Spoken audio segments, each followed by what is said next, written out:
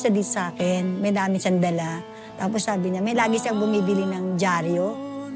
Yung mga ads doon. Ads, nandun siya sa mga ads. Titingin siya, tapos, ay ma, aalis ako, may agency akong pupuntahan. Ganun lang siya sa akin. O, bigyan mo muna ako ng pamasahe. Sabi ko, di bibigyan ko naman siya.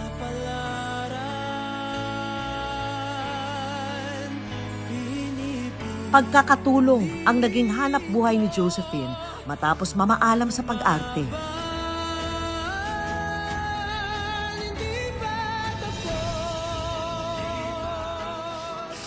Tatlumpung taon din daw siyang namasukan sa iba't ibang mga amo.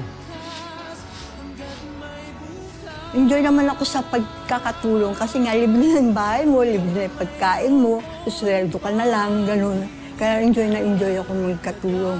Sabi sa kasi ng amo ko, mabuti sa'yo, Josephine, maglaba-plancha ka na lang, mas maigi ka sa mag-all around ka. Kasi mahirap ang all around. Lahat ng masarap ng pagkain mo lang, nakakain mo.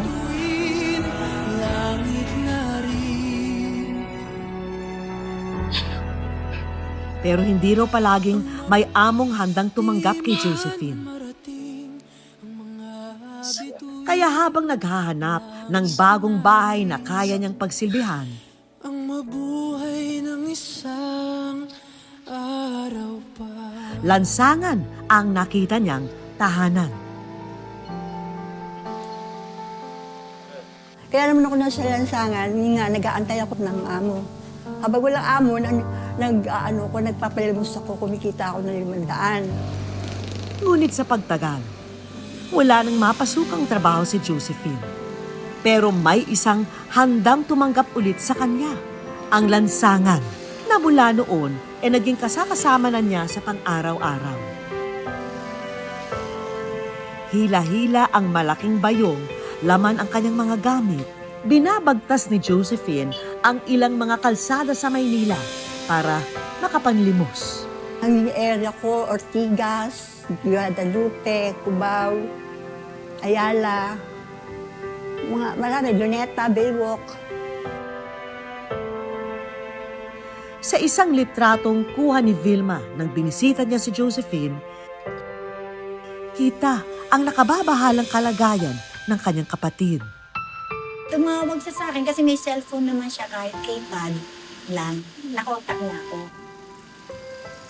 Sabi niya, puntahan mo ako sa may EDSA. Ate, ano ba yan? Nakita ko sa nakalatag yung mga item niya. Yung mga kung ano-ano mga abubot-abubot. Dito ako nagkaka-prayer.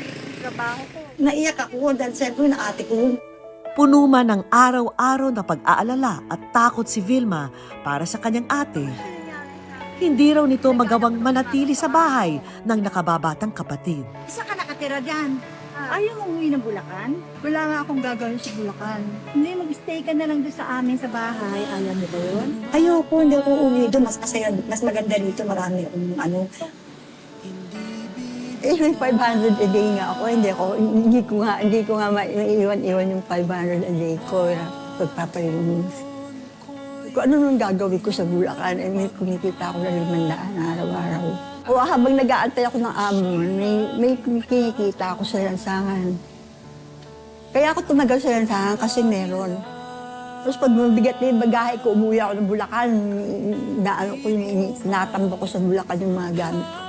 Walang gagawin sa Bulacan, walang pagkakakitaan sa Bulacan. Yakap-yakap ng usok, ingay at gulo sa kalsada na hanap ni Josephine ang kanyang tahanan at pagkakakitaan.